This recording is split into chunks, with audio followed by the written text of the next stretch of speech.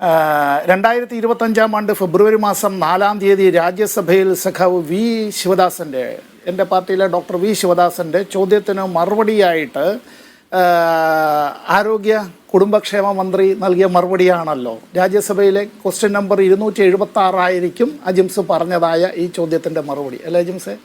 ആ ചോദ്യ മറുപടി എൻ്റെ കയ്യിലിരിക്കുകയാണ്. ആ ചോദ്യത്തിൽ ഈ പ്രതാപ് റാവു ജാദവ് നൽകിയ മറുപടിയാണ്. ആ മറുപടിക്ക് ഉള്ളത് അതിന് 4 പാർട്ടുകളാണ് അതിനുള്ളത് ചോദ്യത്തിന്. അല്ല, ഒരു പാർട്ടിൽ ചോദിക്കുന്നുണ്ട് ഇന്ത്യ ഗവൺമെൻറ് വിവിധ സംസ്ഥാനങ്ങൾക്ക് നൽകുന്നതായിട്ടുള്ള പണത്തെ സംബന്ധിച്ച് ചോദിക്കുന്നുണ്ട്. അങ്ങനെ അത് പെർസെൻറ്റേജ് ഓഫ് GDP-യിൽ എത്ര വരുന്നുണ്ട് എന്ന് ചോദിക്കുന്നുണ്ട്. അത് പൂർണ്ണമായും ശ്രീ ശബരിനാഥനും ശ്രീ ബാലകൃഷ്ണനും അടക്കം അതൊന്ന് എടുത്ത് ഒന്ന് വായിച്ചു നോക്കിയാൽ ഈ കേരള സംസ്ഥാനത്തിന് കേരളത്തെക്കാൾ ജനസംഖ്യ കുറവും കേരളത്തെക്കാൾ ഭൂവിസ്തൃതി കുറവുമായിട്ടുള്ള പല സംസ്ഥാനങ്ങൾക്കും നൽകുന്നതായിട്ടുള്ള പെർസെൻറ്റേജ് ഓഫ് GDP-യിൽ നൽകുന്നത് ഇന്ത്യ ഗവൺമെൻറ് നൽകുന്നതും മൊത്തം തുകയിൽ കണക്കാക്കിയാലും കേരളത്തെക്കാൾ കൂടുതലാണ് എന്ന് കാണാൻ കഴിയും. ജനസംഖ്യ കൂടുതലായതുകൊണ്ടല്ല, ഭൂവിസ്തൃതി കൂടുതലായതുകൊണ്ടല്ല, ഈ പറയുന്ന 2 കാര്യങ്ങളിലും തുകയുടെ ക്വാണ്ടത്തിലും പെർസെൻറ്റേജ് ഓഫ് GDP-യിലും യൂണിയൻ ഗവൺമെൻറ് രാഷ്ട്രീയമായ വിവേചനം കാണിക്കുന്നു എന്നുള്ളതാണ് ഞാൻ ഈ പറഞ്ഞ ഒന്നാമത്തെ കാര്യം. രണ്ടാമത്തെ കാര്യം, ആ ചോദ്യത്തിൽ തന്നെ അതിൻ്റെ ഒരു ഭാഗത്ത് വിവിധ സംസ്ഥാന സർക്കാരുകൾ ആരോഗ്യരംഗത്തേക്ക് വേണ്ടി ചെലവഴിക്കുന്ന തുകയെ സംബന്ധിച്ചും ആ സംസ്ഥാനത്തിൻ്റെ പെർസെൻറ്റേജ് ഓഫ് GDP-യെ സംബന്ധിച്ചും ശിവദാസൻ്റെ ചോദ്യത്തിന് മറുപടിയായി പറയുന്നുണ്ട്. അക്കാര്യത്തിൽ ഏറ്റവും മുമ്പന്തിയിൽ നിൽക്കുന്നത് കേരള സംസ്ഥാനം തന്നെയാണ് ഇക്കാര്യത്തിൽ നിൽക്കുന്നത്. ഇനി മറ്റൊരു കാര്യം, ശബരിനാഥൻ പറഞ്ഞതുകൊണ്ട് ഞാനിപ്പോൾ ഡോക്ടർമാർ ഇതിനകത്ത് ഞാനിപ്പോൾ ആരോഗ്യരംഗത്ത് പ്രവർത്തിക്കുന്ന ആളല്ലല്ലോ, ഹെപ്പറ്റൈറ്റിസിനെ കുറിച്ച് പറയുകയുണ്ടായി. ഹെപ്പറ്റൈറ്റിസുമായി ബന്ധപ്പെട്ട് അത് വരുന്നതിന് പല കാരണങ്ങളുണ്ട്. ബ്ലഡ് ട്രാൻസ്ഫ്യൂഷനുമായി ബന്ധപ്പെട്ട് വരാം, മറ്റു വിധത്തിലുള്ള ഏതെങ്കിലും ഭക്ഷണപാനീയങ്ങളിൽ കൂടി വരാം, ഇത് ആ രോഗിയുമായിട്ടുള്ള സമ്പർക്കം കൊണ്ട് അത്തരത്തിൽ വരാം. ഇത്തരം കാര്യങ്ങളെ സംബന്ധിച്ചുള്ളതിൽ തന്നെ ഇന്ത്യ ഗവൺമെൻറ്റിൻ്റെ ഏറ്റവും ഒടുവിലത്തെ കണക്കനുസരിച്ച് ഹെപ്പറ്റൈറ്റിസ് ബിയിൽ അതിൽ മരണങ്ങൾ തന്നെ ഏറ്റവും കൂടുതൽ സംഭവിച്ചിട്ടുള്ളത് 1 ഗുജറാത്താണ്, 2 പശ്ചിമ ബംഗാളാണ്, 3 ഉത്തർപ്രദേശാണ്, 4 മധ്യപ്രദേശാണ്, 5 രാജസ്ഥാനാണ്, 6 തമിഴ്നാടാണ്. കേരളം ഇതിനും പിന്നിലാണ് നിൽക്കുന്നത്. അതും ഉണ്ടാവാൻ പാടില്ല എന്നുള്ള അഭിപ്രായക്കാരാണ് നമ്മളെല്ലാവരും, ഒരു സംശയവും വേണ്ട. ഇനി ഒരു കാര്യം, ഇവിടെ കോവിഡ് മരണവുമായി ബന്ധപ്പെട്ട ചില കാര്യങ്ങളെ സംബന്ധിച്ച് പറഞ്ഞു. പ്രതിപക്ഷം എടുക്കുന്ന നിലപാടുകളെല്ലാം ശരിയാണ് എന്നുള്ള നിലയിൽ ന്യായീകരിക്കാനായി ശ്രീ ശബരിനാഥൻ അതങ്ങനെ തന്നെ ചെയ്യട്ടെ, അദ്ദേഹത്തെ ഞാൻ ആ കാര്യത്തിൽ അംഗീകരിക്കുക തന്നെയാണ്, അങ്ങനെ തന്നെ ചെയ്യണം അദ്ദേഹം. പക്ഷേ ഇന്ത്യ ഗവൺമെൻറ് ഇപ്പോൾ സമ്മതിക്കേണ്ടി വന്നിട്ടുള്ള ചില കാര്യങ്ങളുണ്ടല്ലോ.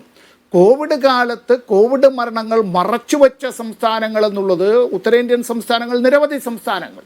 അത് കേരളത്തെ വല്ലാതെ അടച്ചാക്ഷേപിക്കുന്നതിന് വേണ്ടി നമ്മളിത് ചെയ്യുമ്പോൾ ഒരു കാര്യം ഓർക്കേണ്ടത്, ഇത് നമ്മുടെ മാതൃഭൂമിയാണ്, നമ്മുടെ നാടാണ്. നമ്മൾ തമ്മിൽ ഒരുപാട് അഭിപ്രായ വ്യത്യാസങ്ങളുണ്ട്. ആ അഭിപ്രായ വ്യത്യാസങ്ങൾക്ക് രാഷ്ട്രീയവും രാഷ്ട്രീയേതരവുമായിട്ടുള്ള നിരവധി കാര്യങ്ങളുണ്ടാവാം. പക്ഷെ ഒരു കാര്യം, നമ്മുടെ ഒരു സമ്പ്രദായത്തിൽ നമ്മുടെ നാട്ടിലെ ഇത്തരം കാര്യങ്ങൾ വിശ്വാസ്യതയാണ് പ്രധാനപ്പെട്ട കാര്യം. മീഡിയ വണ്ണിൻ്റെ വിശ്വാസ്യത ഇടിഞ്ഞാൽ അതിന് TRP റേറ്റിംഗ് മാത്രമല്ല, പിന്നെ അത് വരുമ്പോൾ തന്നെ ഇതൊന്നും കാണേണ്ടതില്ല കേൾക്കേണ്ടതില്ല എന്ന് വെക്കുന്നതിൽ ഒരു പത്രത്തിൻ്റെ വിശ്വാസ്യത ഇടിഞ്ഞു പോയാൽ അതുപോലെ തന്നെയാണ് നമ്മുടെ സർക്കാർ ആശുപത്രികളുടെ വിശ്വാസ്യത. എല്ലാം അടച്ചാക്ഷേപിക്കരുത് അത്തരം കാര്യത്തിൽ. LDF-നെ വിമർശിക്കാം, ആക്ഷേപിക്കാം, പരിഹസിക്കാം, ട്രോളാം, ഒക്കെ ആവാം. CPM-നെ ആകാം. വീണ ജോർജ് മന്ത്രിയാണ് എന്നുള്ളത് കൊണ്ടാണല്ലോ, അല്ലെങ്കിൽ പിന്നെ അങ്ങനെ കേൾക്കേണ്ടതായിട്ടുള്ള പഴിയൊന്നുമില്ലല്ലോ.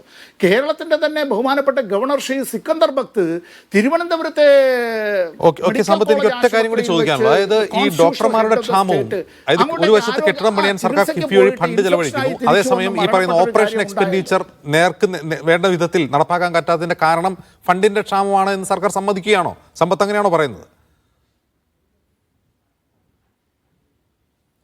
ഫണ്ടിൻ്റെ ക്ഷാമത്തിൻ്റേത് മാത്രമല്ല, ഒരു സംസ്ഥാന സർക്കാരിന് ചെലവഴിക്കാൻ കഴിയുന്നതായിട്ടുള്ള തുകയ്ക്ക് പരിമിതികളുണ്ട് എന്നുള്ളത് എല്ലാവരും സമ്മതിക്കുമല്ലോ. ഇപ്പോൾ ശ്രീ ശബരിനാഥൻ പറഞ്ഞത് എന്താണ്? ഇപ്പോൾ അദ്ദേഹം MLA ആയിരിക്കുമ്പോഴും കിഫ്ബി ഫണ്ട് ഉപയോഗിച്ച് അരുവിക്കര നിയോജക മണ്ഡലത്തിൽ ഒട്ടനവധി പ്രവർത്തനങ്ങൾ നടത്തിയിട്ടുണ്ട്. അത് നന്നായി അത്തരത്തിൽ കാര്യങ്ങൾ അത് ചെയ്യുന്നതിനും അത് ആ കാര്യം പരിശോധിക്കുന്നതിനും അദ്ദേഹം അവിടെ ആ കാര്യത്തിൽ ഇടപെട്ടിട്ടുണ്ട്. ഞാൻ അവിടെ ആ മണ്ഡലത്തെ കൂടി പ്രതിനിധീകരിക്കുന്ന പാർലമെൻ്റ് അംഗമായിരുന്നതുകൊണ്ട് കൂടി തന്നെ പറയുകയാണ്, അദ്ദേഹം അത് ചെയ്തിട്ടുണ്ട്. നമ്മൾ ഈ പറയുന്ന കിഫ്ബിയിൽ ഇത്തരത്തിലുള്ള കാര്യങ്ങൾ ചെയ്യുമ്പോൾ പ്രധാനമായും ആരോഗ്യരംഗത്തുള്ള കാര്യങ്ങളാണ് ചെയ്തത്. അത് നമുക്ക് അത്തരത്തിൽ ശമ്പളം കൊടുക്കാനും മറ്റു കാര്യങ്ങൾക്കും കഴിയില്ല. ഇന്ത്യ ഗവൺമെൻറ് നൽകുന്ന, ഇപ്പോൾ ചിലയിടത്ത് പറയുമ്പോഴത്തേക്ക് ആയുഷ്മാൻ ആരോഗ്യ കേന്ദ്രം എന്നുള്ള നിലയിലേക്ക് വരണം എന്നുള്ള നിലയിലേക്ക് നമുക്ക് ആ പേരിട്ടാലേ അവർ ആ പണം തരുള്ളൂ എങ്കിൽ പിന്നെ വേറെ മാർഗമില്ല.